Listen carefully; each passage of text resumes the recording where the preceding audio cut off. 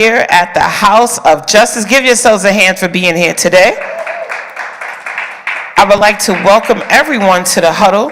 We want to let you know why we huddle up for change and why we must continue to unite, to speak up, and be the change that we want to see in our own communities and all over this world. Here is where we help and unite dreamers to develop, lead, and empower. And of course, we cannot start out a Huddle Monday without prayer and scripture. So we're going to ask everyone to bow their heads now, and every movement should cease. Let us pray. Most gracious and wise God, we thank you for tonight. We thank you for the National Action Network. God, we have some of our Huddle family that stands in the need of prayer. God, we first ask you to cover our leader and founder, Reverend Sharpton. Cover our Executive Vice President, Attorney Michael Hardy. Continue to cover our members, Gina Williams, her Aunt Snooky, who stands right in a need of prayer, God. We ask you to cover Mother Ruth Johnson. We ask you to cover our youth leader, Giselle, God, for whatever it is they stand in need of. We ask you to meet them where their need is. God, we ask you to bless everyone that's making their way to the Huddle tonight, those who have the heart to be with us and those who just couldn't, but just online. Continue to be with them in this holy week. Continue to watch over them, God. We pray against mental illness, against gun violence. We pray against those affected by crime and hate crimes. God, thank you today for just being God. And this we ask, and all of your children said, amen. Our scripture for this evening comes from Matthew, the 21st chapter, verses 1 through 11. And when they drew nigh unto Jerusalem, and were come to Bethpage unto the Mount of Olives, then sent Jesus 2 disciples, saying unto them, Go into the village over against you, and straightway ye shall find an ass tied, and a colt with her. Loose them, and bring them unto me. And if any man say unto you, you shall say, The Lord has need of them, and straightway he will send them. All this was done, that it might be fulfilled, which was spoken by the prophet, saying, Tell ye the daughter of Zion, Behold, thy king cometh unto thee, meek and sitting upon an ass, and a colt, the foal of an ass. And the disciples went and did as Jesus commanded them, and brought the ass and the colt, and put them on their clothes, and set them free. And a very great multitude spread their garments in the way. Others cut down branches from trees, and strawed them in the way. And the multitudes that went before and that followed cried, saying, Hosanna to the Son of David. Blessed is he that cometh in the name of the Lord. Hosanna in the highest. And when he was come into Jerusalem, all the city was moved, saying, Who is this? And the multitude said, This is Jesus, the prophet of Nazareth of Galilee. May the Lord add a blessing to the reading, hearing, and understanding of his holy word. Right now, we're going to hop over into our Black History Fact of the Day. And we're going to have that read by our brother, Ernest Walters. So please receive him as he comes.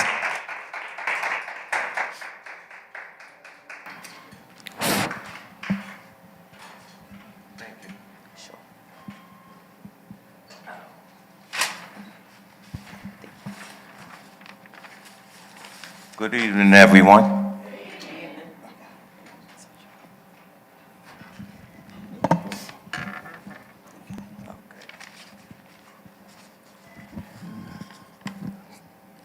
The case of the Scottsboro Boys, which lasted more than 80 years, helped to spur the civil rights movement. The perseverance of the Scottsboro Boys and the attorneys and community leaders and supporters, their case helped to inspire several proponents, activists, and organizers. To Kill a Mockingbird, the prize-winning novel by white author Harper Lee, is also largely based upon the case.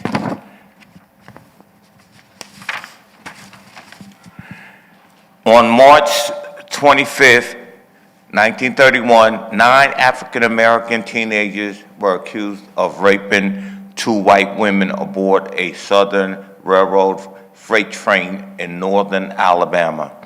Haywood Patterson, Arlene Montgomery, Clarence Norris, Will Robinson, Andy Wright, Ozzie Powell, Eugene Williams, Charlene Weems, and Roy Wright were searching for work when a racially charged fight broke out between passengers. The fight is said to have started with a young white man stepping on the hand of one of the Scottsboro boys. The young white man who were fighting were forced to exit the train.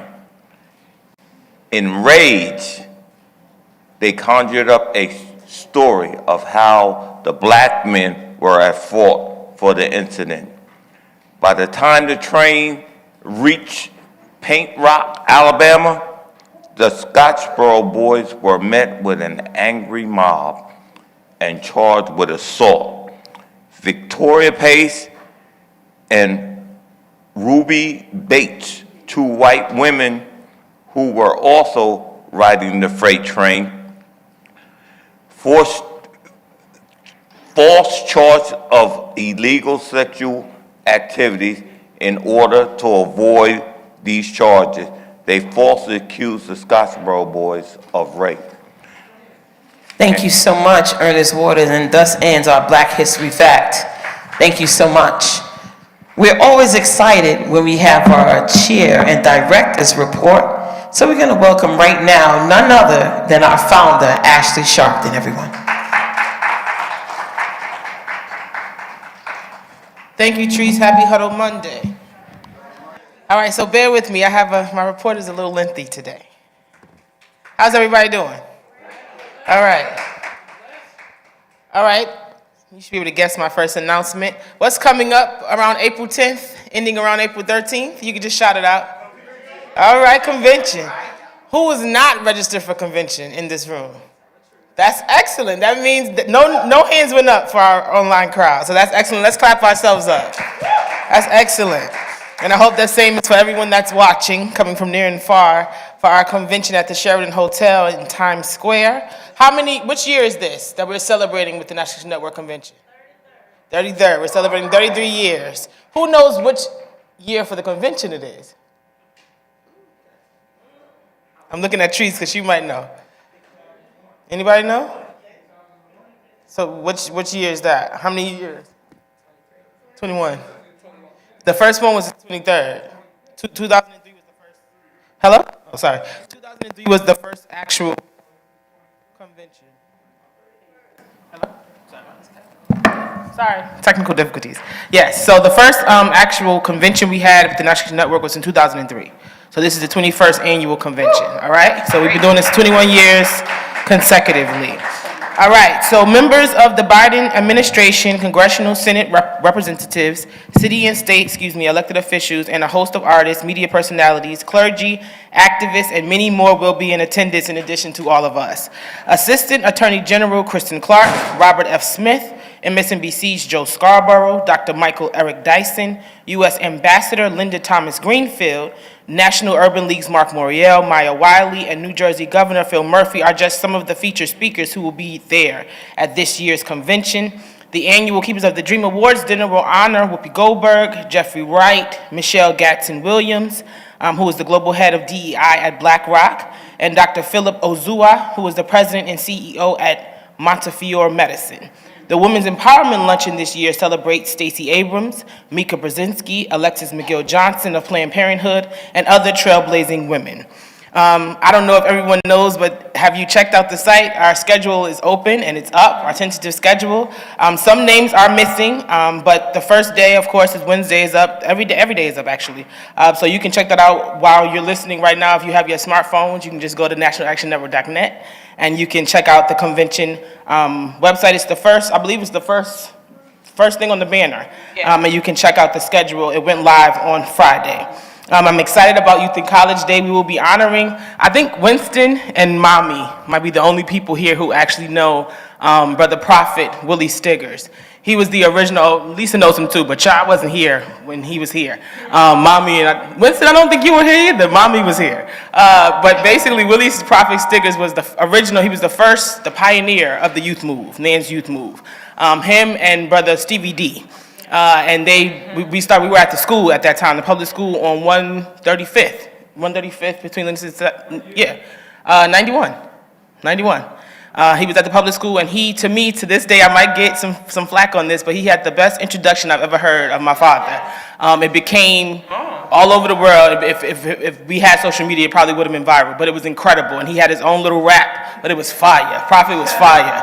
And to this day, he went on, he moved to Atlanta, and he continued the decency fight and made sure that basically those in the rap industry and hip hop industry made sure they protected protected why it was started, as he was one of those who was there when hip hop started. So he made sure certain things were done. But my biggest thing, and I was so proud to see, was that he started something called the Black Music Action Coalition, and basically they started some policy around. It's called the Rap Act. You can look it up. But basically, that's what they're doing. They're going around the nation, pushing that and making sure that our language in hip-hop is proper, but also that our musicians and our artists are protected. So we're going to salute him, and we're going to honor Brother Prophet and the Black Music Action Coalition for Nan Youth in College Day. So let's clap them up.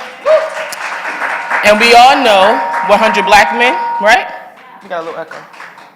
So for those who know Brother Mike Gardner and all those who have worked with us, so many have members of 100 Black Men. They even picketed with us on Thursdays, EI Thursdays. But we will be honoring Youth 100, which is their youth component in Harlem. They have helped so many of our young men, from Falivi to Lamine to Ahmed, as far as scholarships, as far as teaching them during the summertime, different things with our young men, especially 2 years ago. Since then, we've had a great partnership with them, but we'll be honoring their leadership as well for Youth in College Day. So make sure you bring your young people out. We have an exciting day full of activities for the young people, and our young leaders, Christian, he's not here today, Falivi and Usman all helped to develop that day. So we're excited bringing young people out. If you have youth groups that you want us to invite, or special, like different schools, if you have different groups in schools that are interested, like social justice interested or community-based, let me know, let Christian know, and we will send them an invitation. We are doing that by the end of this week, so definitely let us know. All right? A lot of y'all always say, we want to partner. Give me their emails and let us invite them so they can see what we're about and we can properly partner, okay? Can I get it okay? All right. All right, so that's for convention. All right. Almost done. I told you I was lengthy. All right, the fight for DEI. I'm not going to go all the way in, but which week are we in? Word has been out there every week. Oh.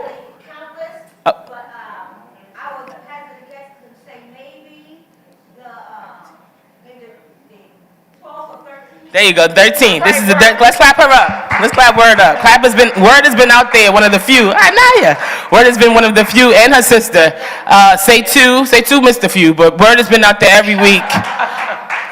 Ernest Waters, you've been out there every week as well. Let's clap them up. That's not an easy task. Lisa, y'all have been out there every week, of course, under the leadership of Ronald McHenry, our New York City House of Justice coordinator. Christian has been there, but they have been there every week for the fight to protect, diversity, equity, and inclusion. As the weeks go by, and you'll hear we have another article. It's getting worse and worse, and it's intense. It's ridiculous.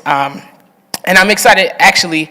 There's a panel during convention, basically with the leaders of this fight, to talk about where we literally go from here. Rev has been talking about it, but I think we need a little more breakdown, because it seems like it's not translating, and the urgency of this fight is not really we're not understanding it. So please pay attention today to the article Dominique will read, but also pay attention and make sure you fill up the DEI panel. It's several for convention, but there's one specifically on Wednesday that everyone needs to be a part of because they'll be laying out the agenda for the DEI fight.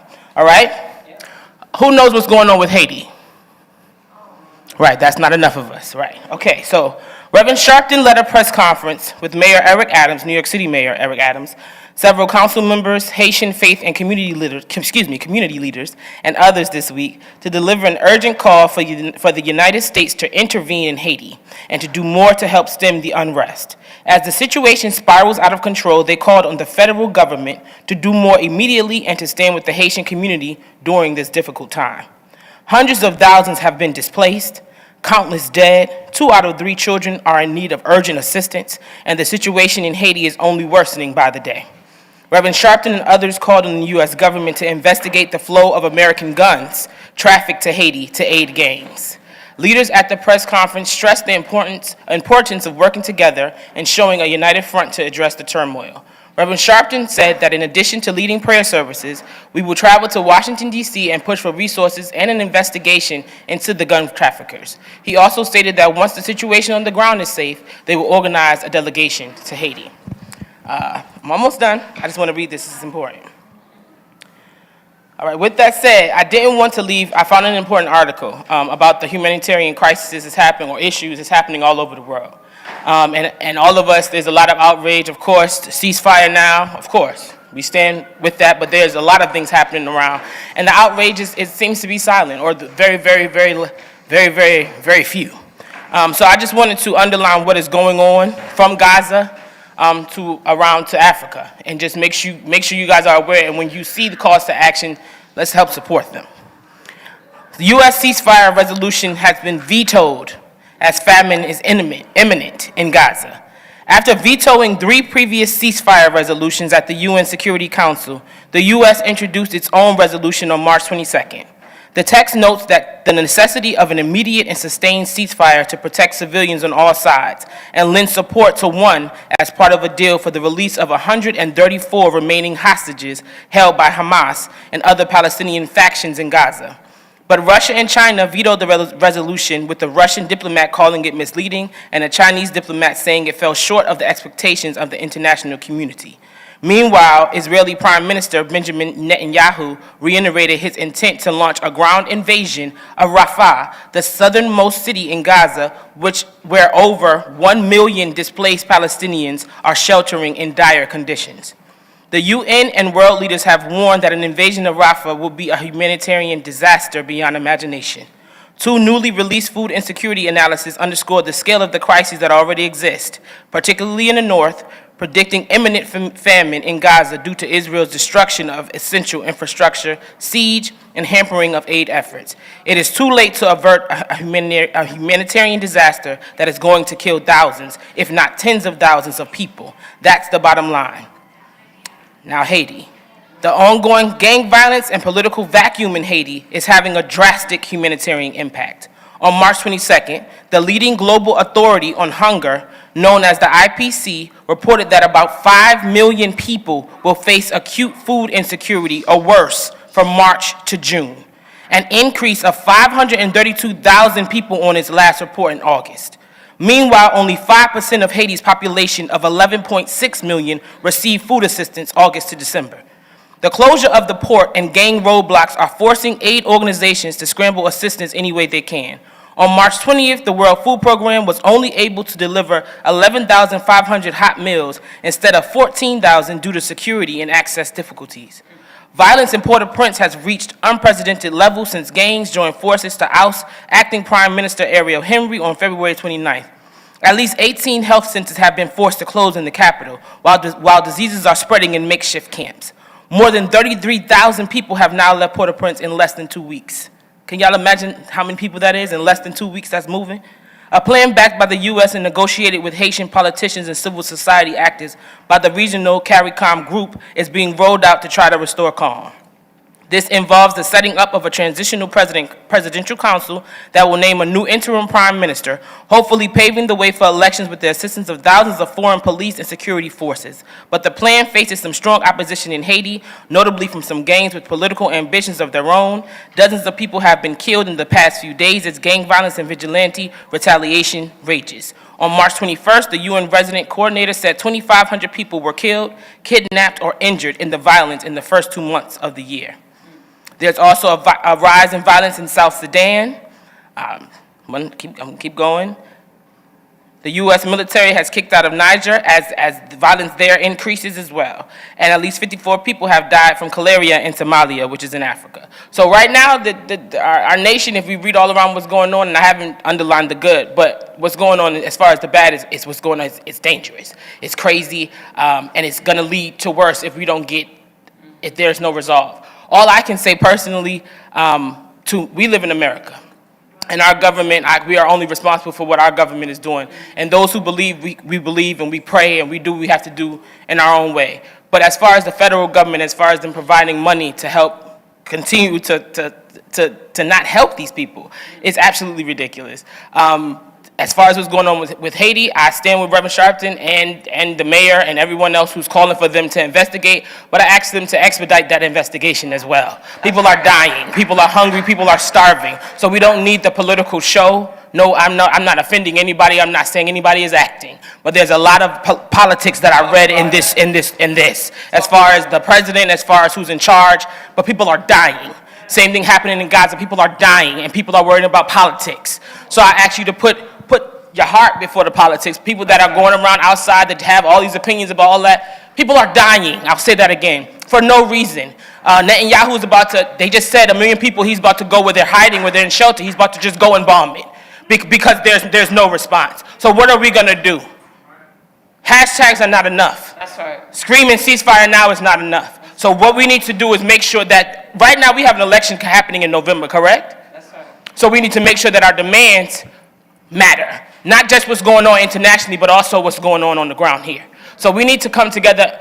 What do we have coming up in a few weeks, y'all? A convention. And the greatest thing we need to come out that convention is with an agenda. Agenda that we all can agree with. We'll have leaders from all around the country, and they will have an agenda for us. But you have a chance to help set the agenda, because there's question and answers at every panel that we have. You have to make us set the agenda for the people. That's right. Make us put your issues on the agenda. And I'm not asking you, I'm telling you. It's on us to set the agenda for the rest of this year, for the National Action Network, and for all of us going forward as a movement. Right. So I dare you to be present, and I dare you to be prepared. Look at the schedule. Look who is coming, and be prepared. Don't just ask the questions that you want to ask to somebody, because they might not have the answers for you. That's right. That's why there's a set schedule and agenda, so you know exactly what's going on. DEI, be prepared to ask those questions. We have 2 international panels about these issues. Be prepared to ask those questions. Okay? That's right. I'm done.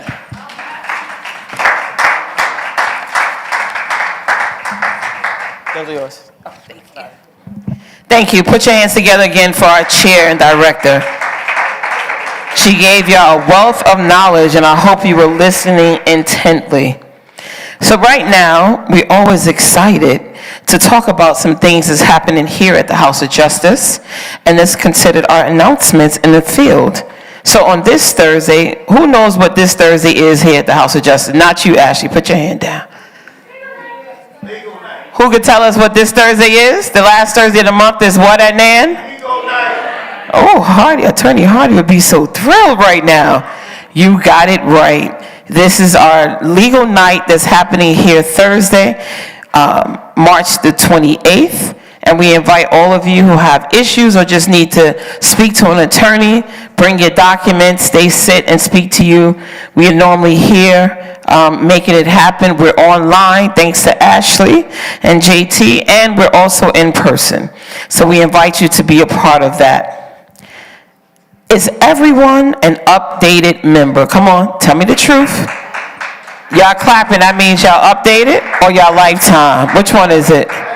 All right, I love that lifetime word, but it's okay, because if you're not an updated member for the year, you can renew your membership. This applies to you and those who are not members. The best way to stay informed of the action is to become a member of this wonderful organization. 33 years, 21 years having a convention. Come on, you got to be a part of us. You can text your state, followed by the word justice, followed by your state to 59769. And of course, I always encourage you to be here on Saturday, as Gino would say. Get here early to get a seat. Get here at about 8:30, and we will make sure that we get you a seat to be a part of our Saturday action rally. And if you can't come, it's okay. We on every social media you can think about, so there's no excuses. While you're in there making your grits, tune in to nationalactionnetwork.net. We'll see you on Saturday as we end our Black History Month. We love it. Right now, this is where we open up for good news. So as you come up, and remember, it's good news. It's not announcements. It's not telling us where you're going to be next Thursday. It's good news that you haven't shared with us since last Monday. And I want to start off with some good news. There is a $5.8 billion in new student loan forgiveness that targets first responders and teachers. Good news, isn't it? This latest round of student loan forgiveness announced Thursday follows fixes made to the Public Service Loan Forgiveness, or PSLF. Eligible borrowers will start receiving notification emails from the Education Department starting next week. In addition, another 380,000 borrowers who have 2 years or less to go before receiving a PSLF forgiveness will receive emails of encouragement from President Joe Biden. The president will thank them for their service and urge them to stay on track so that they can wipe out their student loan debt on schedule.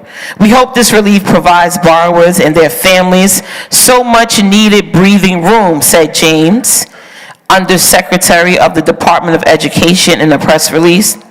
This latest wave of student debt cancellation is tied to a payment count adjustment for PSLF, an income-driven repayment. The adjustment gives student loan borrowers credit for payments that fail to count toward loan forgiveness due to erroneous rules or mistakes by loan servicers. Since October 2021, the White House has eliminated $143.6 billion of student loan debt for about 4 million borrowers, with $62.5 billion of that from PSLF forgiveness efforts. So shout out to the administration. I know I said a couple of weeks ago, we want to see what they're doing. They out here, they doing $5.8 billion. I mean, what can you say about that? So I encourage all of our huddlers, our seasoned and not so seasoned, to come up and share some good news that has happened and you want to share it with the group. Come on up. Come and tell us some great news. We love to hear great news. Yep, line on up. Come on up. Hello, my dear brother. Tell us some good news and tell us your name. Hey, what's up? My name's DGL7. I have a gift. Is there a young person here? This is a gift for you. Yeah, I brought a gift. Anybody who wants it. Yeah, if you have a young one, I'll give it to you. Anybody who wants a gift right here. So it's a puzzle for children, right? Yeah? Okay. Thank you. Now, the thing is that I feel very, the good news is that being an Asian American, I've been faced with a lot of frustrations getting help with my issues, but I'm here at the National Action, the pioneers of the civil rights movement, the black people, which I want to give them mad thanks for. But unfortunately, right now, if you look up Harvard right now, Harvard Study in Management, and look up the term Asian, because the Asians are the last to get to become managers. And why is this? Because the pioneers of the civil rights movement taught us that without political power, nothing to achieve, accomplish, or sacrifice will be respected, appreciated, or celebrated. So thank you. I'm very pleased to be here. Another thing that I'm pleased to be here is that, just so you know, being Korean American, my people starved. And when they sang "We Are the World, We Are the Children," no one sang for us. Right now, we're on the brink of nuclear war. We've been at the same timeline as Palestine, Israel. No one cares about us. So right now, what I'm very happy to do is see that I'm also getting Haitians together on the 30th, as well as Kenyans. And people talk about the Third Reich, right? The victims of, the Nazis. Did you know that the Nazis also, there was a Second Reich? There was a second Reich, and they killed off Namibians, but we don't care about them because they're black? Because they're right. So also Namibian, a guy who's suing the United Nations, will be with me on the 30th. And also, after we come together, we're going to actually, with the power of National Action Network, they're bringing the U.S. ambassador to the United Nations to the event. I'm very excited to be a part of that. Thank you so much. And last of all, the DEI discussion. A lot of times, Asian Americans have been left out. And like I said before, and that's why I'm so proud to be here, because without a political education, your regular education, what is it worth? Can you name an Asian American scientist? No, you can't. I know Lewis Latimer. I know George Washington Carver. Blacks have many civil rights pioneers, right? Like Malcolm X, Martin Luther King, Al Sharpton, right? Yeah. I know he has critics, but he's a pioneer in this. But how many Asian American activists do you know? None? What is this? It's time for that to change, and I'm glad to make my mark here at National Action Network. Thanks again. God bless. And that's good news. And it's thanks to y'all. God bless. Thank you. Thank you. Jimmy J. Wide awake. I got some good news. This is my third week here as a member. I remember 3 weeks ago. My good news is I took some flyers up to the Kingsbridge Hospital. I'm in touch with the president, which I should have took his name, but he's the president of the DAV, which is the Disabled Veterans. And they were so excited and thrilled about getting. He said, "Yo, where's it at? I'm ready to get the paper. When is it? Come down and register." He gonna get all the people. I posted it all over the hospital. They were so excited to see and do something. You know, this is where you could do something if you don't know where to come, you know, in March and, you know, get things done. This is a great place. And I need some more flyers because I got some more places to go to put them up. Thanks for letting me share. We love the good news. Keep spreading the word. Thank you so much, and we adore you for being a member. Hi, good day, everybody, and God bless everybody. My name is Sister Reverend Word, and there's a particular word that's become a major part of my vocabulary, and that's good news. The word is vote. So whatever way I could fit in there, I'm putting the word vote in there. Rationally, I'm going to fit in there. So today, my good news is I will be early voting. In New York. Now, early voting, thank God, is allowed in a lot of states. Please take advantage of the opportunity based on your own schedule, but please make time to vote. A lot of us here, particularly at National Action Network, have a lot of good ideas in terms of how the politicians can do this and do that, but we need the right politicians in office for that to happen. We need to vote appropriately to support this democracy. So people will get recognized, including this brother, and his culture will be recognized, because that's what DEI is about also. Diversity, equity, and inclusion, to include everybody. But we got to start where we are, and we'll grow from that if we do the right thing and vote. God bless you all. We love the good news. Come on, Marcus Al. Come on, tell us some good news to everybody. My good news, I go to children's church. I was going to children's church. Marcus Al went to children's church yesterday. Go ahead, Marcus Al. Children's church. So, my good news is I talked to Latasha Johnson and Sister Ruth Johnson. She's moving around different hospitals, but she's doing better. She was out with us at DEI, and she was hospitalized. And so her daughter was in contact with me, and I kept in contact with them, and she said her mom is getting better and told me where the hospital is at. So, you know, those of you that know her, if you want to know, I have the text in my phone. Thank you so much, and she was part of our prayer today. Come on, Joachim, wrap us up with some good news. Good news. All right, well, the good news is today, all you Democrats, it's the Democratic primary, so I don't hear you saying that. Started today. And the good news that some people might not know if it's such a good news, but President Biden is suing Apple. And all of you have to call Apple because they it's a franchise and it's all over the world, and it seems that they're not really behaving like a franchise. And so that company could become bigger than the government because it's all over the world. So everybody call call because they put accessibilities in all the phone, and I was in the Apple store the other day, and the guy saw my phone where all the toggle switch were turned on as if I had a disability, because the government gives more money for people with disabilities, and some people are around. So it's good news that Biden is taking a stand and suing with the Department of Justice, Apple. And so I want to tell you, like Dunkin' Donuts is a franchise, so they're not supposed to sell their coffee in the supermarket because people buy the franchise. Why are you going to go out to Dunkin' Donuts if you could have it in your house? Franchises aren't supposed to do that. So that's also good news and awareness. Thank you. Thank you so much. Come on, Sister Sandra, wrap us up on our good news. Good news is I'm a survivor. I love it. Well, that was good enough. That wrapped up the whole section. I love it. I'm a survivor. I know that's right. So now we're going to hop into what we consider, did you know? So we don't know. Maybe you didn't and maybe you do. But to talk about what you didn't know about the PPP fraud. Y'all remember PPP? A lot of people, see, look at that. Ashley, this is going to be good. Because, actually, nobody raised their hand. I think they forgot all about PPP. So come on, Ashley, tell us about some PPP fraud. Y'all remember the PPP loans? It didn't say nothing. Oh, okay. Maybe this one is not for y'all. Okay. That's good. Y'all some good, wholesome people here. Hold on. Okay. Let me get it together. All right. So the title of this article is, yes, PPP had fraud. I still defend a level playing field for women and minorities. So listen closely. This is an interesting article, but I thought it was important. Okay. Last summer, I'm reading from the article's author of the article, okay? Not me.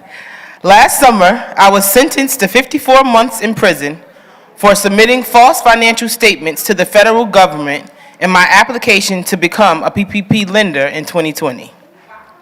On January 19th, I began serving my sentence. Come on, babies, we need y'all to be quiet. I'm so sorry. Come on, parents, work with us.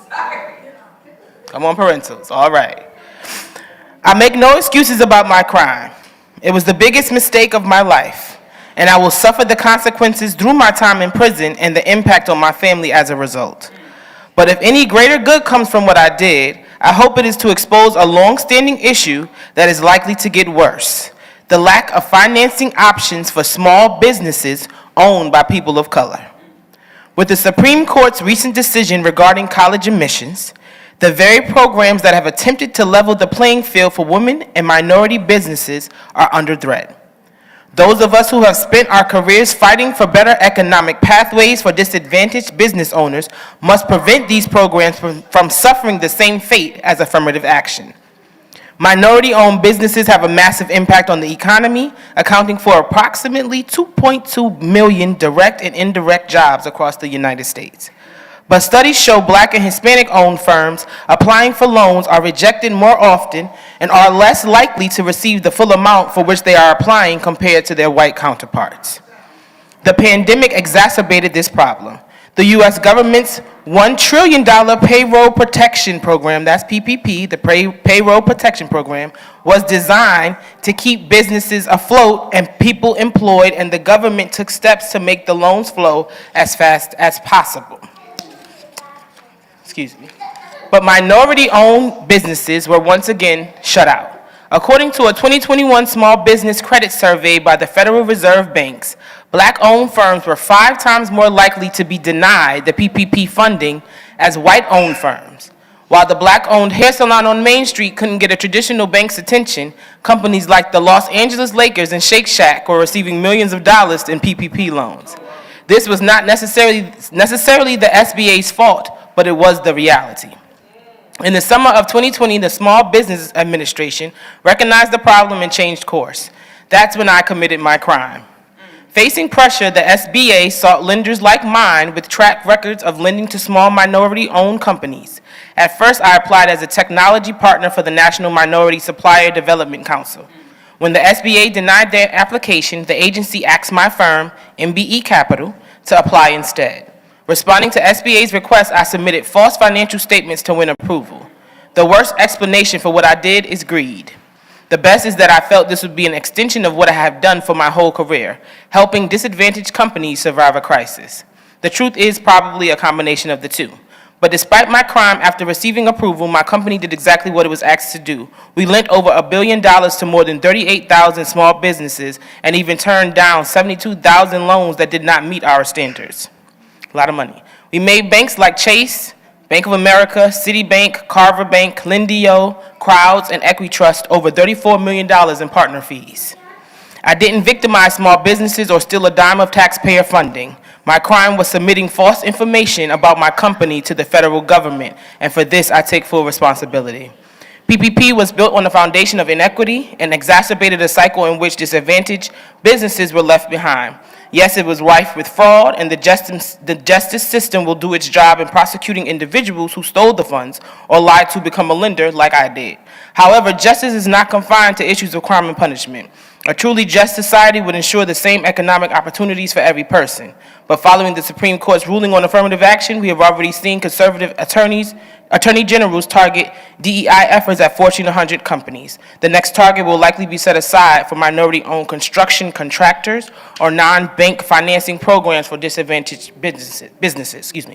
This is a dangerous trend, and we must take steps through legislation, elections, and activism to fight it. I hope that after I have paid my debt to society, I can prove myself to be part of the solution, as I have endeavored to be for decades prior. Rafael Martinez. So my question is, there was a lot, but hope you understood what was happening in there. Was 2. How can we ensure that women and minorities have equal access to business opportunities and a level playing field?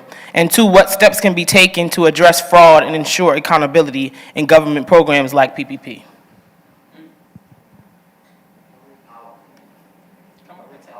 Come up and tell us.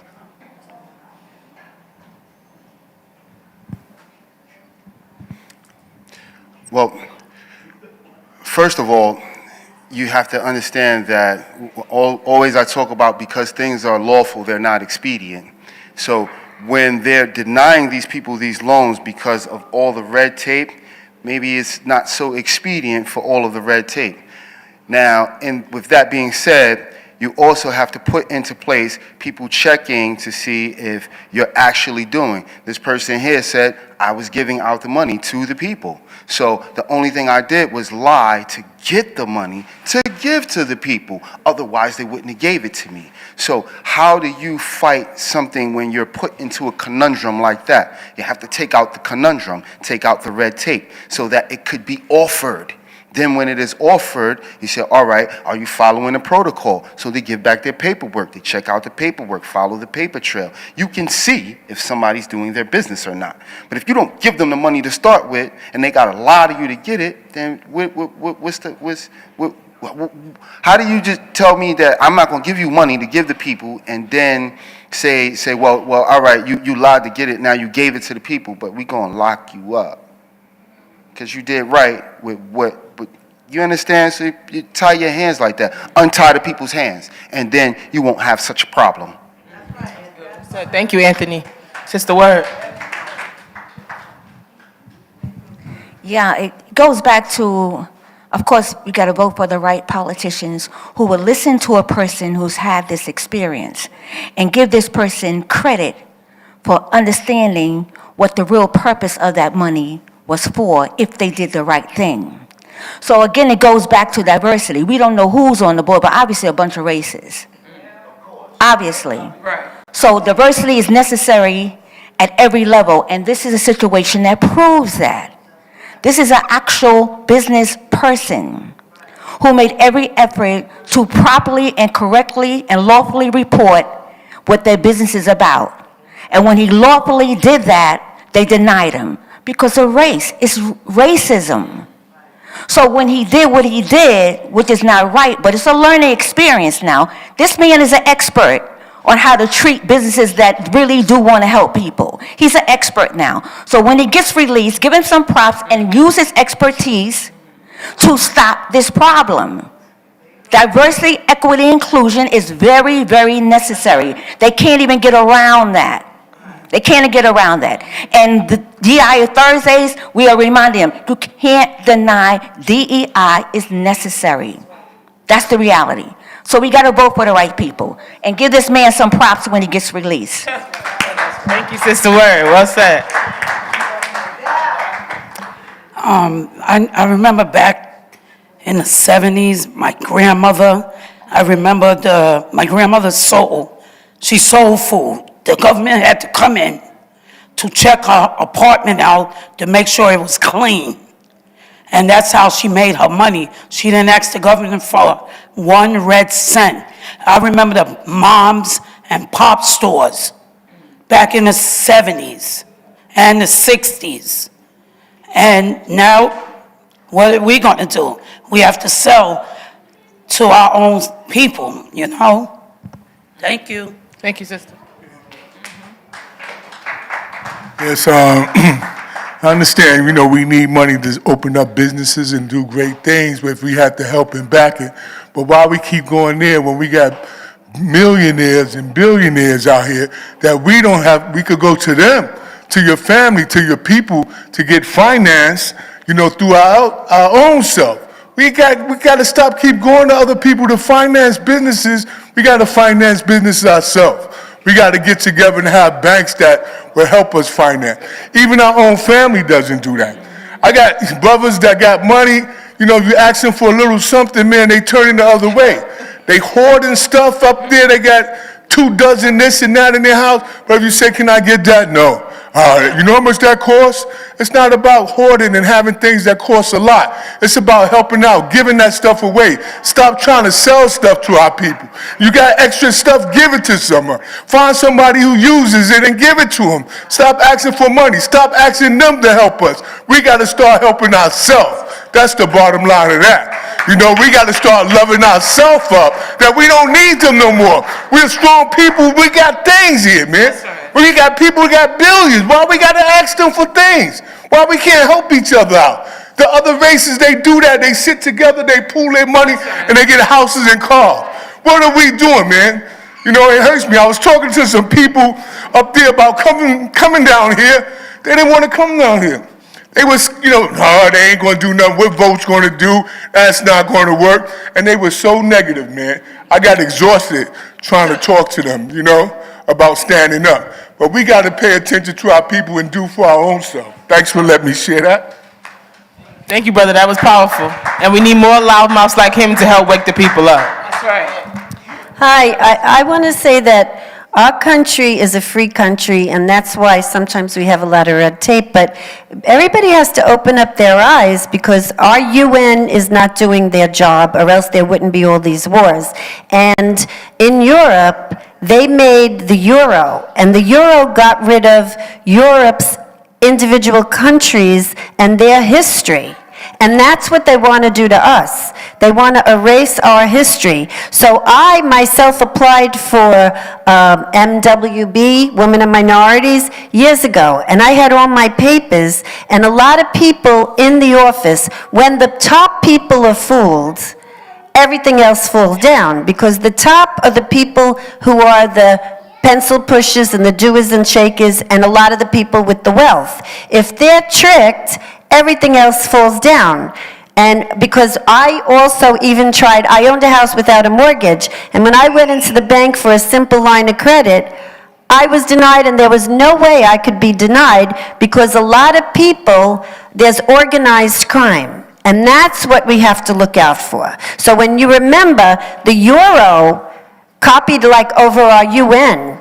And the euro got rid of many countries. There are many nations that don't exist, and each country, with the elderly people, they wanted to change their money, and their money, like our money, has our history. I cried when they took the Native American and the buffalo off of our nickel. And that was so important because there was minorities, the flying nickels, too, because Aborigines people were all over the world. So we have to speak up for the institutions that tell what's going on. And our television is the fourth dimension.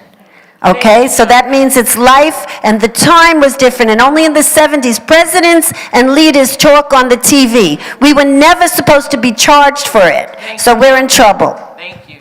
Thank you, Jonka. Last comment? A lot of the PP loans, I believe, that were given to the big companies were actually forgiven, correct? Yeah, like they didn't even have to pay it back.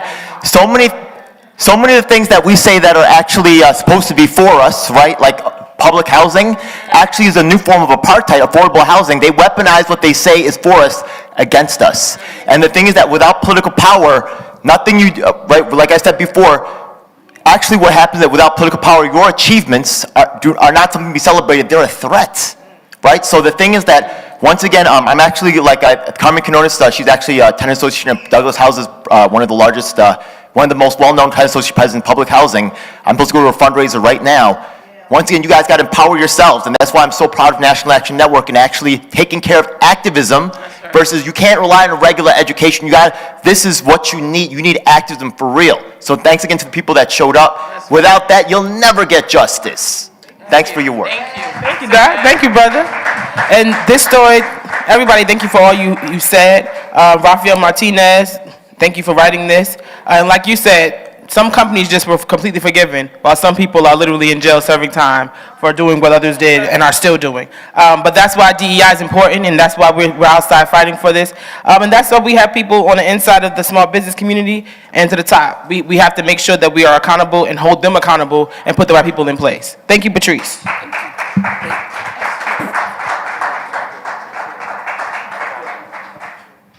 Thank you so much, Ashley. Woo!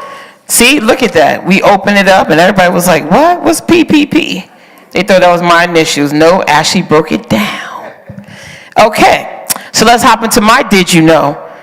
Let me see. How many of you remember the name Jordan Neely? Oh, okay. That's a lot of hands. I love it. Judge sets trial for Marine who fatally choked Jordan Neely on the New York City subway.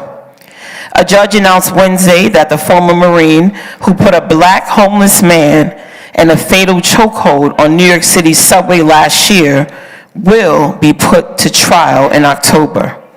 On May 1st, Daniel Penny, 24, held Jordan Neely, 30, in a chokehold on the floor of a subway until his body went limp. Two others also helped restrain Neely, who was pronounced dead on the scene. The encounter was captured in a 3-minute video by witnesses and journalist Juan Alberto Vasquez, who said that Neely had been yelling about not having food or water just prior to Penny placing him in a chokehold for close to 15 minutes. Now, y'all know 15 minutes is long. The man got on the subway car and began to say a somewhat aggressive speech, saying he was hungry, he was thirsty, that he didn't care about anything. He didn't care about going to jail. He didn't care that he gets a big life sentence, Vasquez told NBC New York, that it doesn't even matter if he died. Neely was well known by locals for his Michael Jackson impersonation and dancing, which he would perform on subway stations, the New York Times reported. The incident sparked outrage from the public, with many linking his death to a reflection of a larger issue involving race, homelessness, crime, and mental illness. The New York Office of Chief Medical Examiner ruled that Neely's death was a homicide caused by compression of the neck. Protests erupted in the subway station and on the streets of New York shortly after Neely's killing, with people demanding justice. In a statement last year, Penny's lawyers claimed that Neely had been aggressively threatening Penny and others on the subway and that Penny acted in self-defense. Vasquez said that Neely was being aggressive, but not specifically threatening, and did not appear to want to attack anyone. When Mr. Neely began aggressively threatening Daniel Penny and the other passengers, Daniel, with the help of others, acted to protect themselves until help arrived. Daniel never intended to harm Mr. Neely and could have foreseen his untimely death, the attorney said. Penny was later charged with manslaughter in the second degree and pleaded not guilty. His trial will begin on October the 8th and will go on for 4 to 6 weeks. Judge Max Wiley said, according to ABC News, If found guilty for the second-degree manslaughter charges, Penny could face up to 25 years in prison. Attorneys for Neely's family appear to suggest that the manslaughter charges were not severe enough and call for Penny to be charged with murder. Is that enough for someone who choked someone on a train and took their life? Lennon Edwards, one of the Neely family attorneys, said at the news conference last year after the charges were announced, "Justice looks like a conviction for murder. We need a full cup of justice here, and we're asking for us to continue to press forward until that happens." Just know that National Action Network, we were outside the courthouse on the day that they said they're going to charge him. And it was just an eerie feeling when we went there, but I'll close with my thoughts on that. But I do have a question. Do you think that they keep pushing the trial back so that we will eventually forget about it? How can we keep the flashlight, as Rev says, on this case? So do you think that they keep pushing it back so we just eventually say, oh, dust it under the rug, it's all right? Or do you think, how can we keep a flashlight on this so that justice happens for Jordan Neely? Come up with your thoughts. Come on up. Come on up. Tell us your thoughts.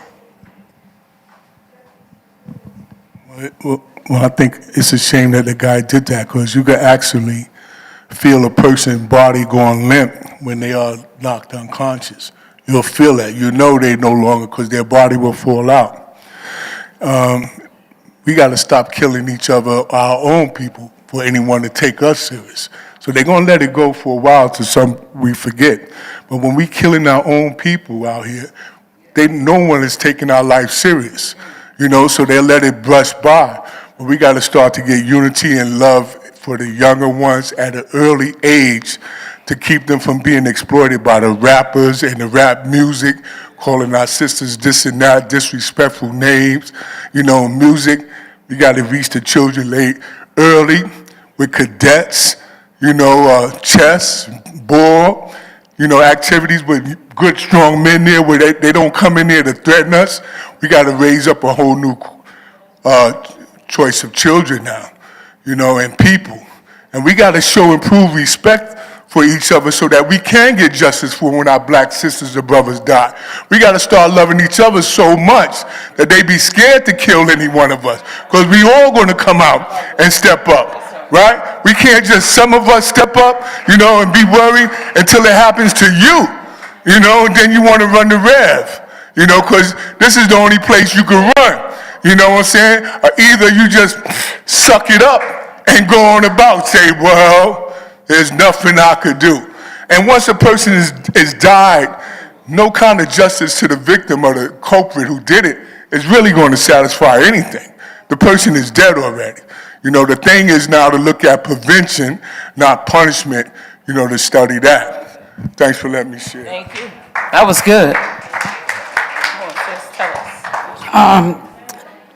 As I was looking at Malcolm X movie, and when that white cop said that Malcolm X, that man has too much power, we have to keep on marching, because he was hungry. Why didn't that, I was in a Cessna ride, and this Marine said, this older guy, he must have been about 70.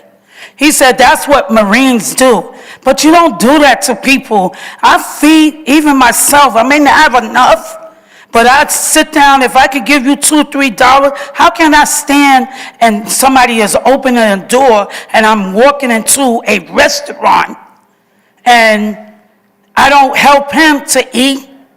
That's not fair. And God, we will get punished by God.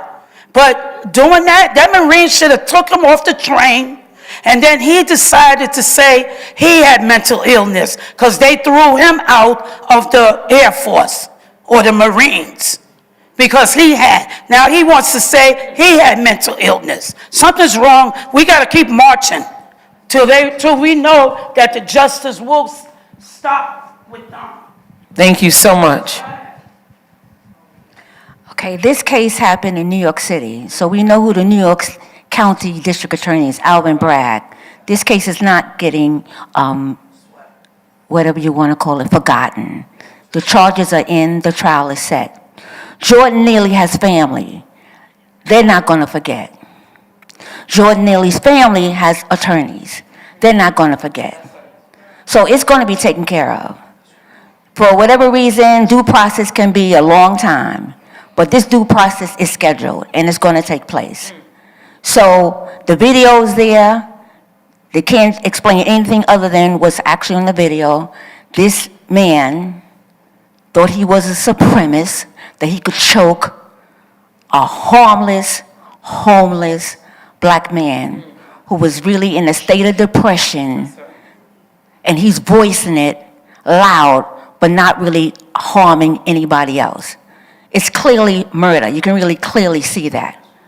So the case is going to proceed.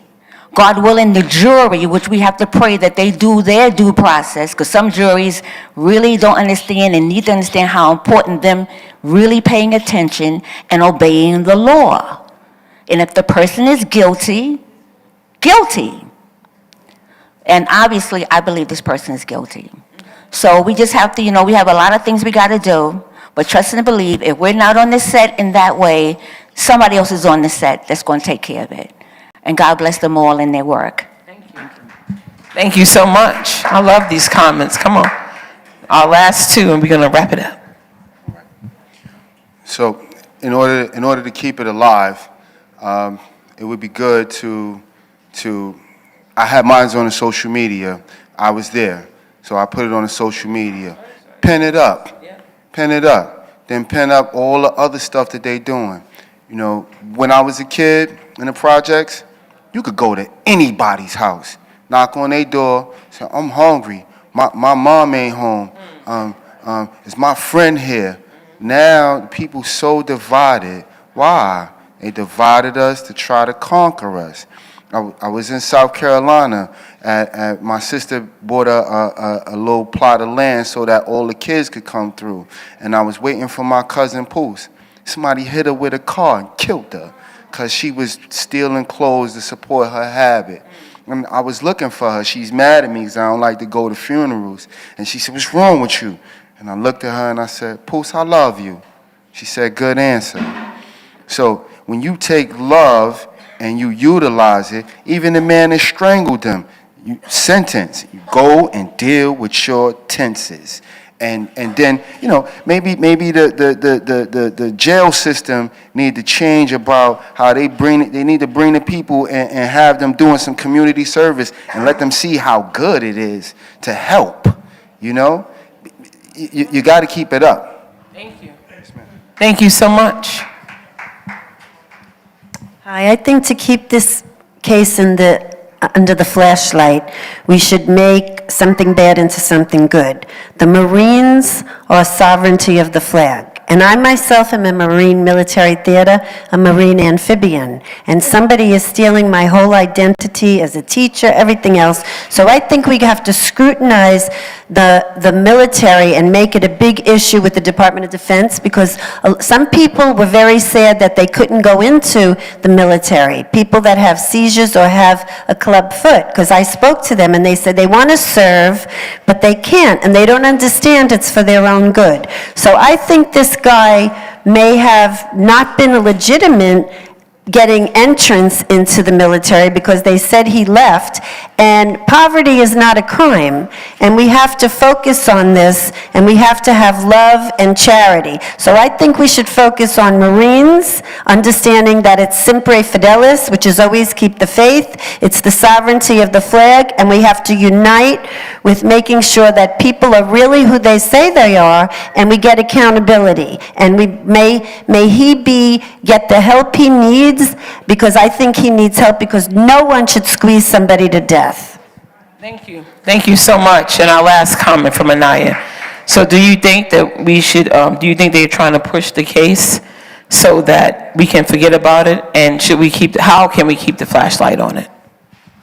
Absolutely, they're trying to do that. They're probably discarding this young man as a homeless man, saying how dangerous it is in the subway systems and things of that nature. I'm not going to go too long because I have this kid with me tonight, but I just wanted to share a quick little testimony. King, have a seat somewhere, please.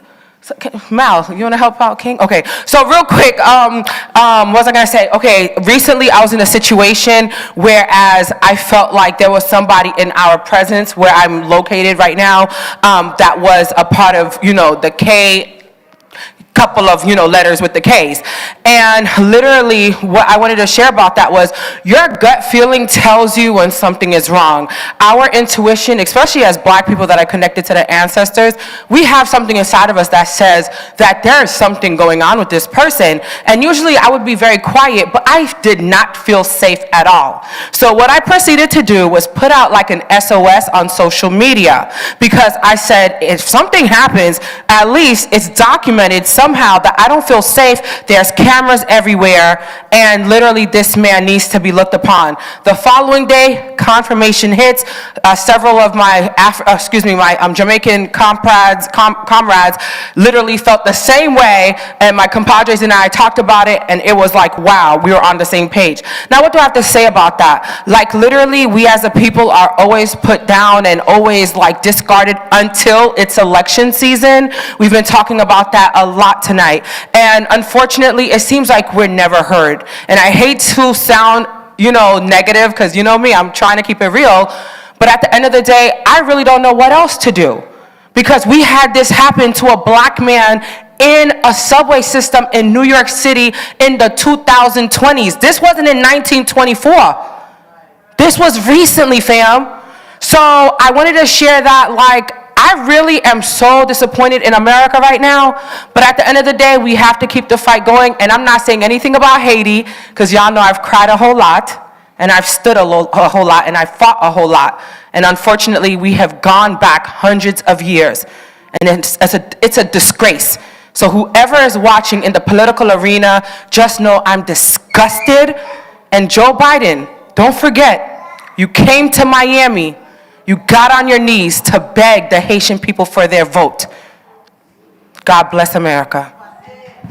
Thank you so much, and that's going to wrap up my Did You Know? And the underlying problem is, are we really doing enough to help the mentally challenged? Because the word does say, all that's going to matter is, did you feed the hungry and did you clothe the naked? Nothing else really matters. So stand up. We're going to be out there October 8th like we were before. They were shocked when they turned around and saw all of us out there. But we will be there again. If none of his family is there, his Nan family will be there. We will stand up and shut it all down if we don't get justice. You got to come up.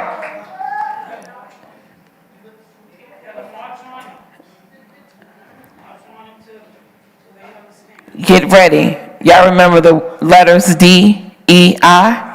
Dominique is coming up in a moment.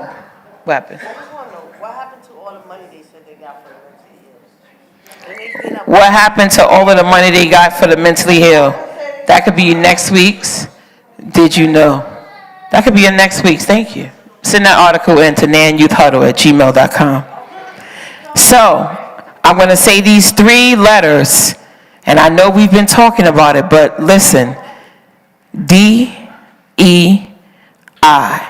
Come on, Dominique, share some words with us. Welcome, Dominique Sharpton, everyone. Good evening, everyone. So my article is talking about, as we know, we've been protesting DEI. We've been outside all over the nation, really, talking about this, raising our voices around keeping DEI alive. And on Friday, the White House Office of Diversity, Equity, and Inclusion announced it is closing its office of DEI. Oh, no. Yes. Congress's DEI office is disbanded as part of $1.2 trillion in funding package. It's a win for the Republicans as diversity office is dissolved and its director announces that she is leaving. Congress is facing a government funding deadline that passed on, I believe it was yesterday. When was the 22nd? Day before yesterday. So that was the deadline for the funding deadline for them to submit the funding. Speaker Mike Johnson was able to get enough votes to pass a massive government spending bill nearly 12 hours before the funding bill expired.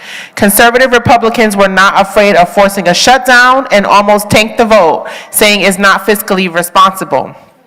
So tucked into the sprawling $1.2 trillion of government funding bill that passed in the House on Friday was a provision that shut down the House Office of Diversity and Inclusion.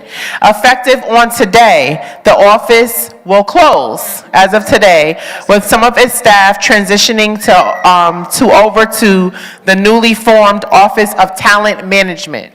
So the DEI staff is moving over to the Office of Talent Management. The nonpartisan Office of Diversity and Inclusion was first formed in March of 2020 and supports diverse hires with things like resume workshops and professional development fairs. It was a victim of the movement from Republicans to eliminate DEI programs across the country.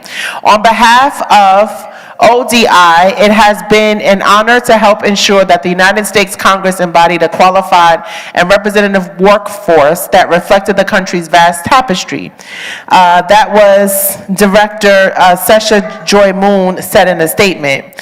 But just 12 hours ahead of the government funding deadline that would have triggered a shutdown, Speaker Mike Johnson shepherded a $1.2 trillion spending package through the House. Now it heads to the Senate, where a successful vote is expected soon. In the interim, some of these offices, one notably being the Office of DEI, is closing. Now, we have a lot that we can say here. Obviously, we know how these cards are being played. The question is exactly like how far is too much before enough is enough, right? So we're seeing that DEI offices are closing. We're seeing in corporations, they're, making amendments and things to overrule DEI, diversity, equity, and inclusion, arms of corporation in certain corporation or offices in certain corporations. But now to the White House, this is getting to be a little overwhelming. It's very scary. And if Congress can override and shut this office down, then imagine what other surprises we have coming before us before we get to Election Day. So I just wanted to mention that, and also mention that there is no real plan of action in terms of what they're going to do with this office being closed. We know that the staff is moving over to Talent Management Division. I don't know what that is exactly, but I think that this is clearly an indication that we're in a lot of trouble. We're in deeper trouble than we think we are. And I think that there needs to be a succinct plan of action to deal with how these things are, this like the ripple effect, how these things keep happening. What do y'all think we should do?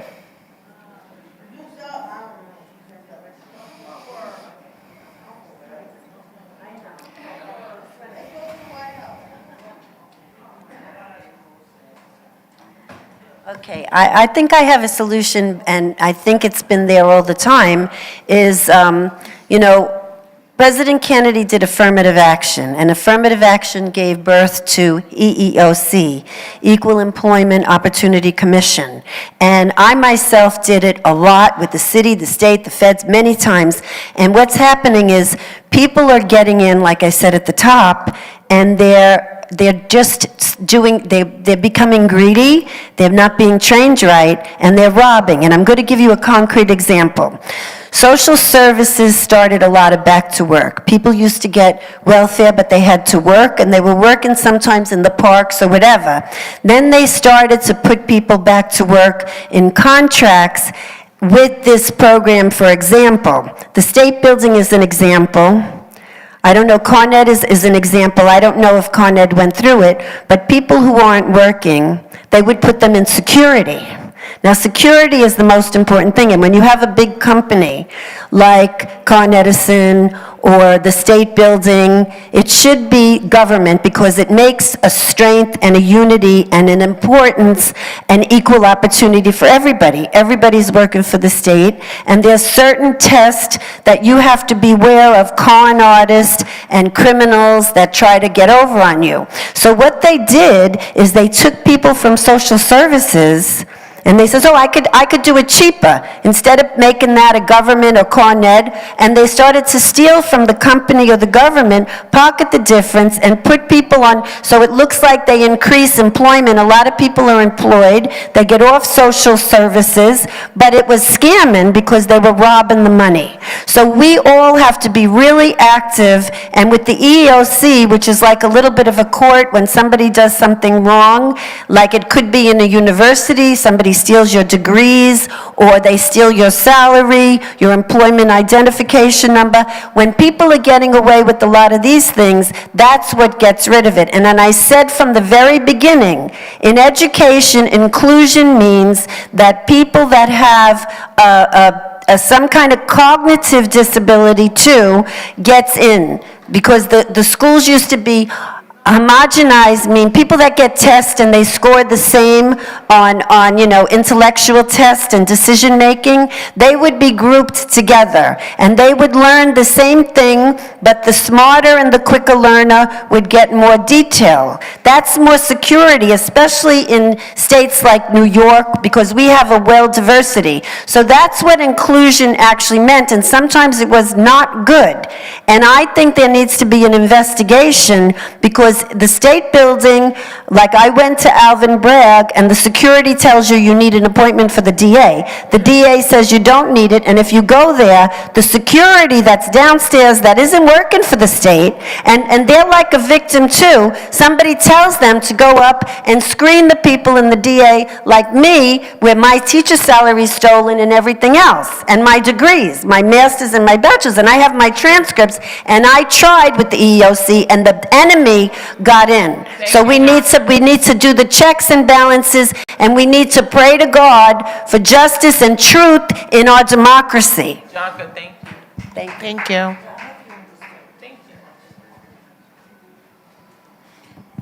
Now, first of all, that made me upset because they said they're gonna move them to the entertainment segment, talent segment. So talent management. So you trying to tell me again that all us blacks got is sports and entertainment?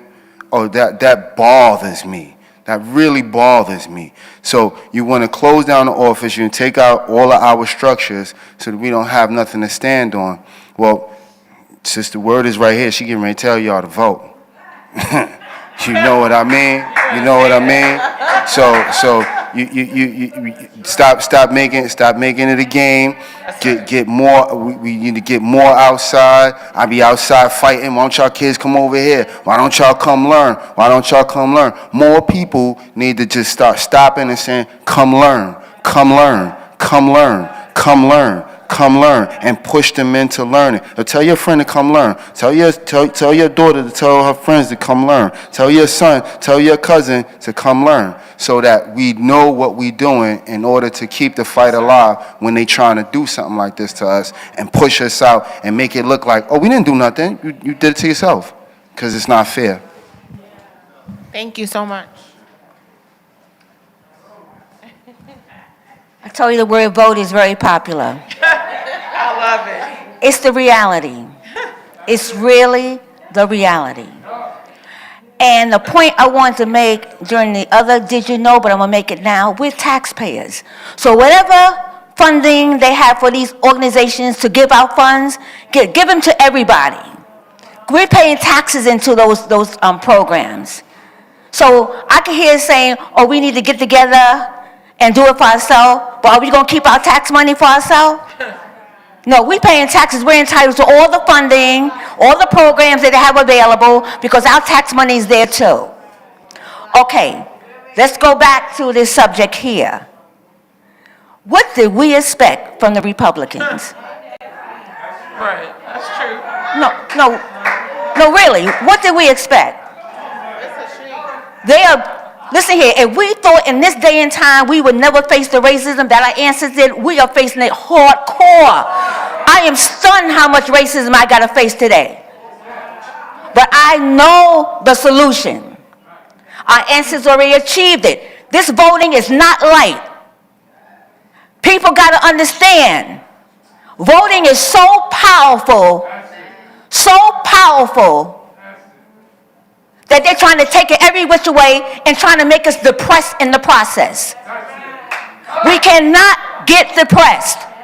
We got to vote. That's right. They say they're going to close it down. Close it down, okay, we're going to vote somebody in to open it right back up. That's what we got to do. Vote somebody in to open it right back up. And Biden is making those promises. Democrats are making those promises. Vote them in, and they're going to open it back up.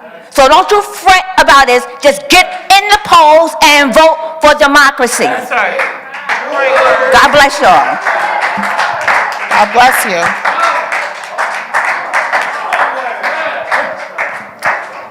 As last week, I had to go with my neighbor to get a test done. But I'm willing to get out there and march in front of that courthouse where that young man, our brother, got choked to death by that murderer. That's right. All right now. How you doing? Ezeline Paulson, grandson. Yvonne Lee. I understand where y'all coming from. Yes, democracy. Only sports? I think we came from, well, not think, I know. We came from scholars. We came from educational knowledge. And you say Moors, we are Moors, but I'm a Pharaoh. That's stronger than Moors. A goddess, I'm a Pharaoh. We are resilient. They said never say never. People, places, and things. I shouldn't go over there, right? So I'm never going to go over there because it's going to bring me back to a place that I don't want to go. Have a blessed one, y'all. Vote. I love y'all always. Thank you so much. So obviously we're going to keep watching this, keep monitoring this situation. And we know that as they're rolling out this budget, $1.2 trillion budget, we're expecting to see exactly where a lot of this funding is going and being allocated and why things like the DEI offices are closed. So we really do need to ask for some answers more than what we're getting. And as Sister Word said, democracy requires us to what? Vote. We gotta vote. So we gotta get ready for that. But we do know that there's a lot of work ahead, and these types of articles tell us why we are in this fight and why we're working so hard and what the fight entails. So thank you so much for your time. Thank you, Dominique. DEI, and join them on Thursdays at 12 o'clock. They need you. And we're gonna wrap up with our last Did You Know of the evening. And I have 2 words for you. Candace Owens. That name sound familiar to you? Well, Mo is going to come up and tell you a little bit about Candace Owens. Maybe some of you follow her. You know, I don't know. But Mo will get it out of you. Come on, Mo. Thank you. Good evening, Huddle Clan. So you all are familiar with Candace Owens? Somebody give me where you know Candace Owens from. Break down Candace Owens. Who's Candace Owens? Miss Word.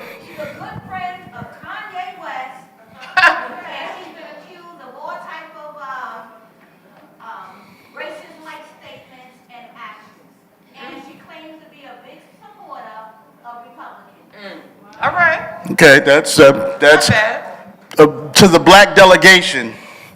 She is seen as a sellout. There you go. Say it. Some would call her Oreo. She has a white husband. Crazy. Trump supporter, Republican supporter, probably has Fox News in her favorite channel watching list. That's Candace Owens. But as of lately, some blacks, male and female, have come forward admitting that although they don't like her 100%, sometimes it's hard to disagree with her with some of the points that she makes. So she's on tours right now where she goes to like colleges, universities, and she'll sit on the stage and just let people ask her random questions, no matter what it is, and she'll respond, no matter what it is. You should really check it out. Usman definitely took her on. He definitely, if you go on YouTube, matter of fact, after this is over, I'm gonna find that link. Usman from Nan, the Huddle, he definitely took Candace Owens on. You all need to see that. That's something that deserves a projector out here. We're gonna find that, because that has to be watched. Usman stepped up to her. Usman stepped up to Candace Owens. Okay, so this article is about Candace Owens and podcasting. I'm gonna break it down. A month or so back, I listened to a clip from the Joe Budden podcast. Joe Budden is a rap artist turned podcaster, in which the crew played a snippet of Candace Owens, the worst black woman in existence since Mary J. Blige's character on Power Book 2. Whoa. Hold on now. Wait a minute. Giving Ariana Grande a verbal drubbing for being excuse my French, giving Ariana Grande a verbal drubbing for being a hoe. Everyone on the pod, even the spokeswoman Melissa Ford, gave Owens props for her takedown. It was a bizarre moment even for a podcast that prides itself on being contrarian from contrarianism's sake, especially since Owens has made a career off of taking black people to task to appease her white listeners. Budden didn't just side with Owens, he was intrigued. So color me unsurprised when Budden and Owens linked up for an episode of his podcast, which was released on his Patreon on March 15th. Budden's homeboy Charlemagne, the God, also has the platforming. Oh, there's a lot of curses in here. Okay, I just didn't see it coming, sorry. My didgeridoo usually don't have bleeps. I sure did scan over. I didn't do it. I'm sorry. Budden's homeboy, Charlemagne the God, also has the platforming of a beep, ding, down bad. His Breakfast Club radio show recently interviewed Republican presidential candidate and inevitable loser, Nikki Haley. Haley, who just been cooked for refusing to acknowledge that the Civil War was about slavery, on this black show have refused once again to explicitly acknowledge that racism is the lifeblood of America. When you look at the inequalities in America in education, you know home ownership, employment, and wealth, health care, Charlemagne asks, can you admit that America is systematically and structurally a racist country? I think culture has a lot to do with it, right? She responded. That Owens and Haley are both women of color is immaterial, but it might actually make them more dangerous. This isn't the first time Charlemagne, DJ Envy, and company have placed a spotlight on terrible humans. They took an on-air phone call from OG conservative, Death Adder, Rush Limbaugh about George Floyd's murder. For the uninitiated, a brief primer on Owens. She's a different brand of foul, right-wing effery. She's built a career downplaying racism, hoisting up Donald Trump, and promoting homophobia, sexism, ableism, and any other ism you can muster, all in the name of getting black folks away from the Democratic Party, and all while being a dark-skinned black woman. Among her headline, Making Absurdity, she testified to the House Judiciary Committee about how white supremacy is not nearly as big as a deal as a culture that doesn't promote masculinity, and walked down a dark path with Kanye West using the hip-hop culture she often condemns to her own benefit. Unsurprisingly, Budden let Owens speak with little pushback as she went through a medley of rancid talking points, including the idea that black people will be free or structural, institutionalized racism if only we think our way out of it. She reminded him that black rappers once loved Trump, who was only being misinterpreted because of the media and not because of what's come out of his own darn mouth in the last 8 years. Owens isn't the first black conservative, but she's among the most noxious and most followed, with millions of supporters across multiple platforms. And Budden likes her energy because she talked ish about Ariana Grande. Budden's homeboy Charlemagne the God has the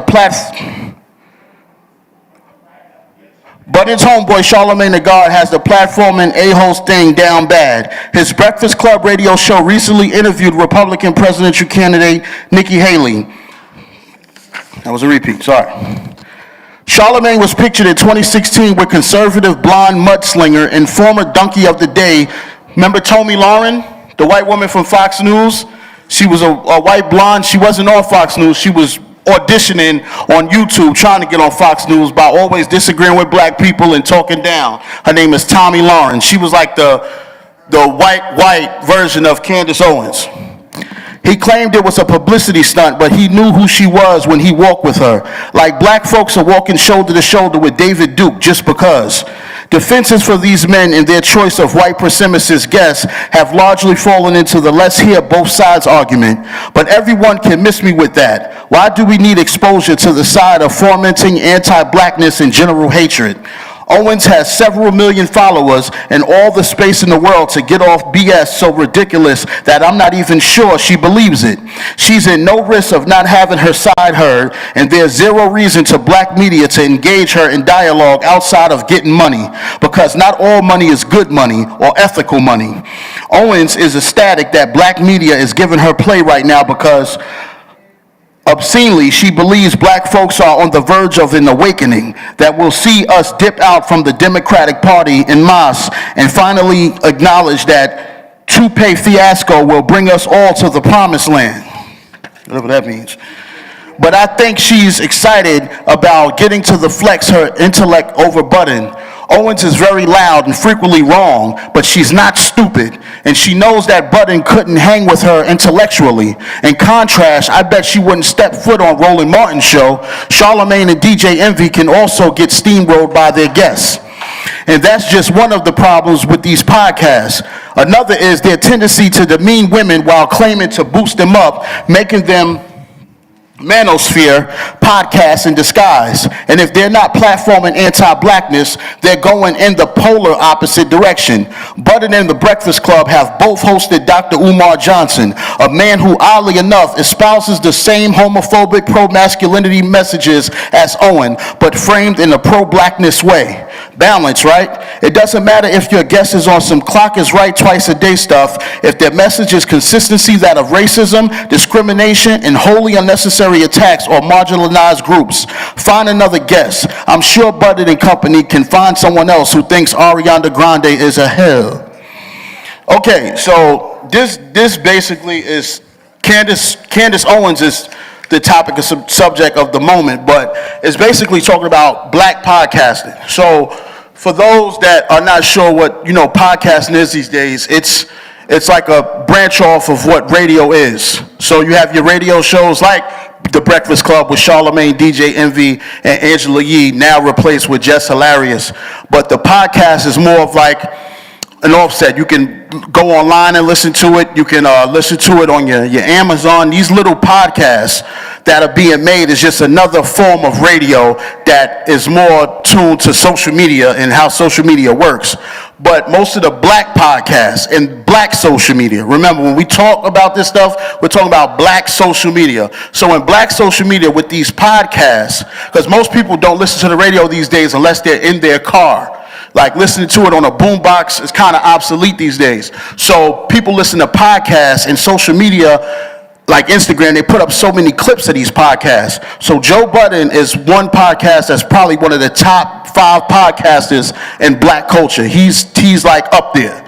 Another one, Breakfast Club is still a radio show, but Charlemagne has a podcast when he's not on the air. And then you have all these other podcasts. And most black podcasters, they talk about either black men versus black women. Should we go 50-50 in the house? So these really things that's not really important. And then if they do talk about politics or something that is of meaning, it's always brought on by somebody like Umar Johnson. They pro-black it. Nobody else can have an input on it, and they just let people go in there and rant. So my question about podcasts is, how can podcast hosts, because even a while back, before podcasting became really, really hot, Ashley did a trial run with Patrice and me with a podcast. And it was more so based on civil rights and politics, and we made sure it was gauged in that way. We did a couple trial ones. This was before podcasts really took we was on it first. I just want to say that. Ashley was on it first. She was the original podcaster. She was just behind the scenes, but she was the original podcast. She was Joe Budden. So now that everybody has one, because it seems like all you can do is just go to B&H or Radio Shack, get a microphone, monitor, and sit down in a quiet room and just go. And if you're talking about ignorant stuff and stuff that keeps getting reposted, you'll get a deal from some big radio company like Viacom or something like that, get $1 million contract, not knocking the bag, but on what platform and on whose backs and whose foundation did you have to demean and disrespect to get that bag and talk about what on a pod? Because the average podcast on black social media is basically just talking about the same things over and over. Black men versus black women. Women being hoes, men being cheaters, men being broke, men emasculating men, disrespecting the women, but acting like you're trying to uplift the women is the same thing on every single podcast. And when they shift over and try to bring on somebody like Candace Owens or Umar Johnson or those type of people, it's always, it's like a Samo thing. It's like a song and dance. It's like a shuck and jive when they come on there, because the people that are interviewing them don't really have the expertise to interview somebody like Candace Owens or Umar Johnson, just like they said in there. They don't have it. They don't ask the right, for instance, Shannon Sharp.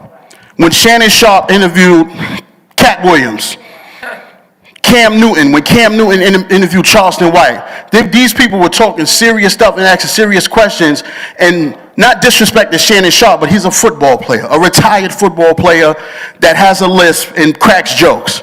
You put him in front of a microphone, everybody think he's Barbara Walters or somebody of that level, and they're not at all. But they're making the culture look bad as a whole. So when it comes to my question, my one question I ask, somebody like Candace Owens, who's a black woman, at the end of the day, she's a black woman. She has melanin. She's not light, she's black. She has the features and everything. Her husband is white, but when she came into the game, she came in with the angle, let me say I'm a Republican, let me be in favor of the Republican Party, let me promote Fox News, let me go against black people, and then down the line say the reason why I was going against them is because I want to bring them out of this false reality that being a Democrat is a good thing. That's basically what she's trying to do. She's trying to pull blacks out of the Democratic Party. She's trying to preach how being a Republican is far better and far more resourceful and far more giving, and that whole Democratic thing is just a facade. Like, black people are supposed to be Democratic by birthright. Like, that's really helping. So how do you feel about somebody like Candace Owens being a black woman and kind of straddling the fence and kind of making her name and making her bones on the backs of black people who really have to struggle out here with these laws and these prejudices and this disrespect and this bigotry? I see Ms. Word coming. Tupac's coming. AKA Anthony Nash. Thank you. Here you go. Really quickly, either you hot or you cold. Otherwise, God will spew you out of his mouth for being lukewarm. Thank you. Well, I want to tell you, it was really nice to hear that y'all had a podcast. No, 'cause I really didn't know about it. But, knowing that, and, knowing who we are as National Action Network, please consider that. Again, please. And for the most part, we don't necessarily have to have guests. If they want to come along because they know what we really are about, okay. But when we talk among ourselves, I'm a talker. I've seen shows where just you talk among yourselves and you're making sense, you'll get an audience. That's right. So this woman's going to do what she do. It is what it is. I mean, she's representing. So National Action Network, please consider your own podcast and show them the other side, because these people are not going to change, and we're not supposed to be trying to change them if we're going to ignore what we're supposed to be doing. So it's a beautiful thing. And, right now I'm so glad this is the platform, because, it seems like, there's people making sense out here. Thank God we're a group of them also. But we need to spread ourselves out. And a podcast sounds like really great. So, consider me a supporter if you ever decide to do that. And Candace can do what Candace does, whatever. Yeah. No, that's right. Thank you. We may have to revisit that. I know, right? I don't know nothing about that lady. I don't even know too much about that judge that's married to that white, the judge up there that's in Washington that's married to that white woman. He had a hard time trying to marry her because he is black, and he was trying to marry her. His name is Thomas, whatever his name. Clarence Thomas. He's hard. He had a hard time marrying her. He begged them people. Take this with you so you can learn about Candace Owens and read a bit about it. There you go. Okay, so final thought. So, like Ms. Word said, let this lady does what she does. I just ask because some people may see her as a representation of the black delegation, which she does not represent 100% of the black delegation at all with her antics. If you recall, back in the day, Stacey Dash tried to pull this same thing. She was kind of the first Candace Owens before Candace Owens even came about. I need to look up Candace Owens' age. And it didn't quite work out for Stacey Dash. This has always existed, I'm sure, since back before anybody in here was probably even born with, the house Negroes trying to shuck and jive their way in and, play whatever they need to play for massa or however we describe it. But, this is why a thing like social media needs to be used as a proper tool. Because when you look at black podcasting, for those who are not online, all is seen as, most before they started adding people as guests, it was just a bunch of people talking without anybody interjecting or having any people on the show. That's how it started out. Then they started to bring people on just to help with their spins and their views. But a podcast should be operated like that. A group of people, like-minded people who are well-versed in conversation in different topics, discussing it, nobody able to come on the show and debate it until they get in the comments or until they speak their own mind. So when they see you in the street or see you in person, hey brother, hey sister, I like what you said on that podcast. Y'all be talking real stuff on there. Because that's definitely what we was doing when we had the podcast here. We were having real conversation. It wasn't about what the average podcast. We was talking about real current events, politics, life, choices, law. Like, we were really discussing it. We was really getting to it. So I think you guys should really get on the boss about bringing that back. Get on her, keep throwing it to her. And that concludes my Did You Know. Good night. Thank you so much, Mo. And I just want to wrap up. See, we did 4 great Did You Knows. We talked about PPP fraud. We talked about Jordan Neely. We talked about DEI. And we talked about Candace Owens. We have one more to go, and we're going to wrap it up. Artivism. We're going to call up our brother Anthony, and he's going to come in his own way. And then we're going to close out in prayer and get some food and make our way home. Please, everyone, welcome Anthony from our Arts and Culture Department. Thank you, everyone. As usual, I'm most humbled to be here. This is a beautiful opportunity. I loved all of the Did You Knows. They were very informative. That's why I like being here. I love being here. I might not be young as all the young people, but I'm learning. I'm still learning. That's right. That's right. I'm a kid at heart. I started to send a text. I just didn't want to send it because I thought it would hit the wrong way. But the text said is I wanted to appeal to the highest court in the land. And so I want to appeal to the child inside of you. We're all having a human experience. So let us do it in the most godly way possible. Please, and enjoy it together with a golden heart and little golden stars. I didn't want the person to think I was trying to, talk to them. So I just said, you know what, I'll share it with everybody. So pass it along verbatim. This evening, we have a poem from Sister Janice Word. I was reading this poem over and over again, trying to make sure that I get the points and really hit them hard, because this is a strong, beautiful poem that she wrote, and it's wonderful.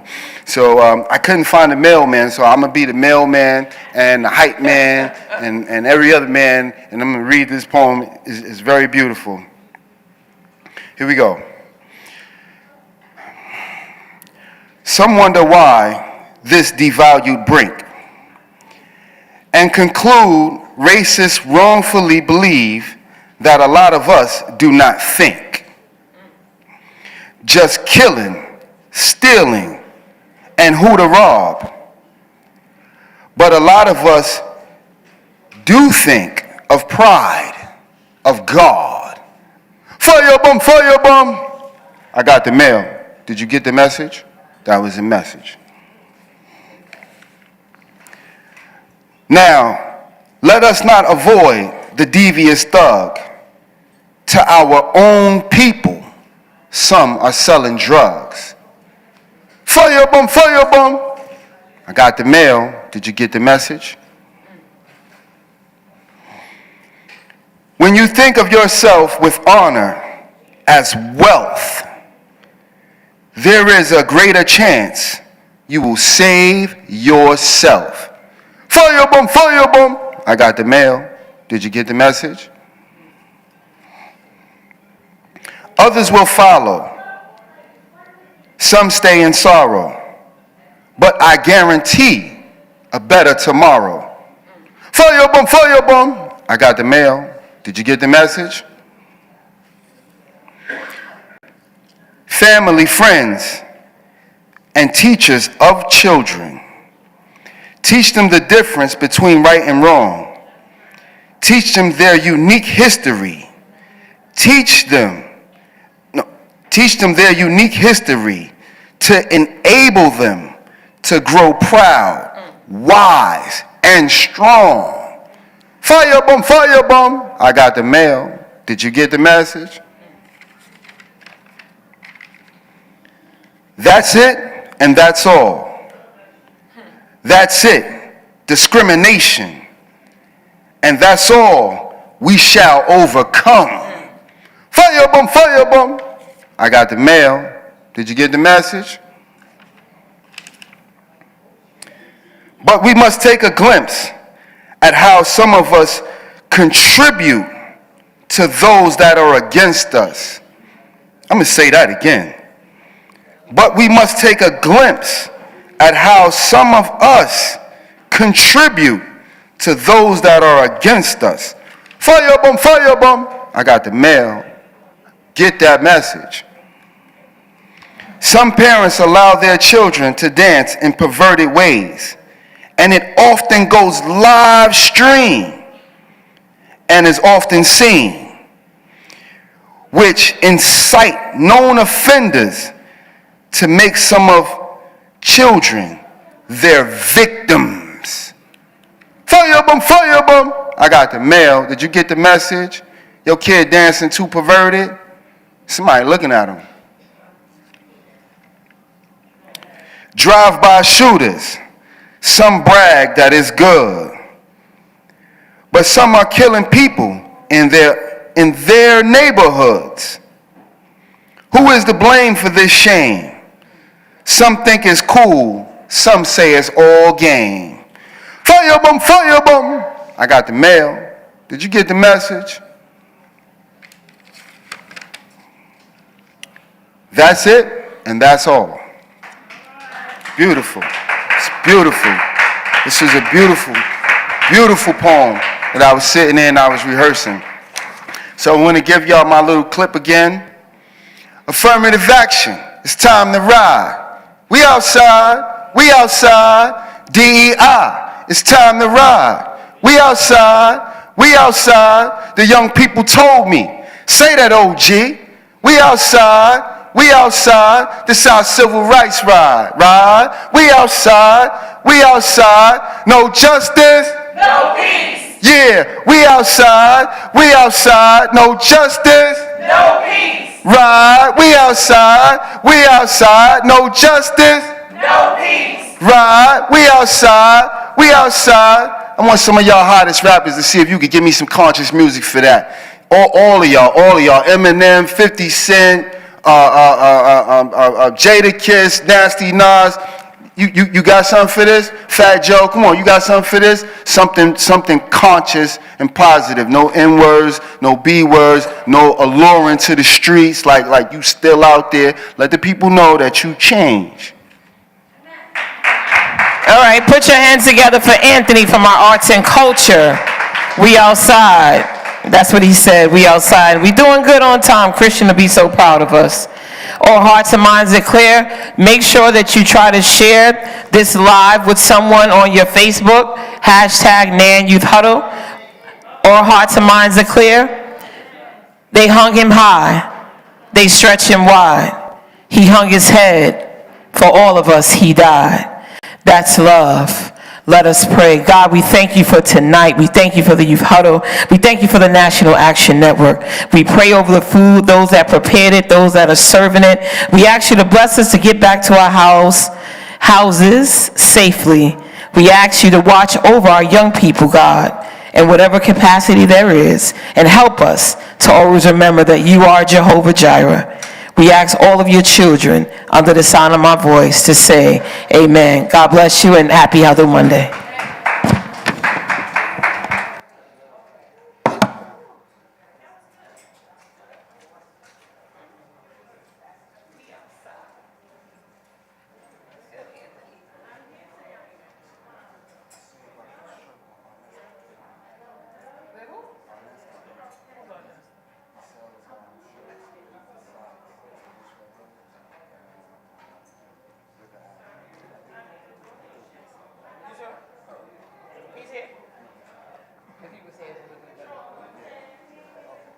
Do it for the next Huddle Monday. Tell him to make sure he's here Monday.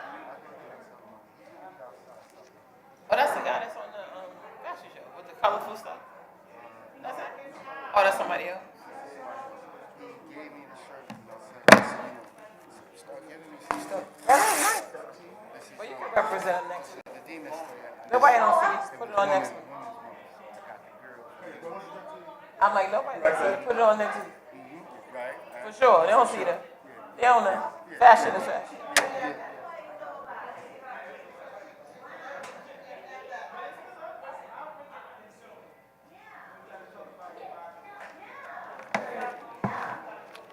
We outside.